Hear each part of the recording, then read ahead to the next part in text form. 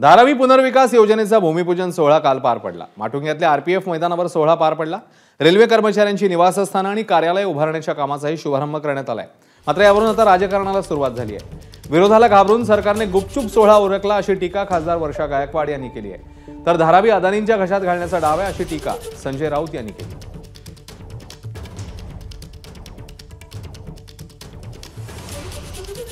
असं आहे की तो नारळ कधी फुटला ते कोणालाच माहित नाही। एकदम छुप्या पद्धतीने आणि तो घाईघाईने आणि एकदम लपून नारळ फोडण्याचं काम झालं। मला कळलं नाही की एवढ्या करोडो रुपयाच्या प्रोजेक्टचा नारळ फोडताना एवढं घाबरण्याचं काम काय होतं। अडाणी पुनर्वसन प्रकल्पाला विरोध आहे। हा धारावी पुनर्वसन प्रकल्प नाही आहे, हा नरेंद्र मोदींचे लाडके मित्र गौतम अडाणी यांचा पुनर्वसन प्रकल्प आहे। संपूर्ण देशच त्यांना दिलेला आहे। इथे जमीन मोकळी दिसली का तिथे अडाणीचा बोर्ड लागतो।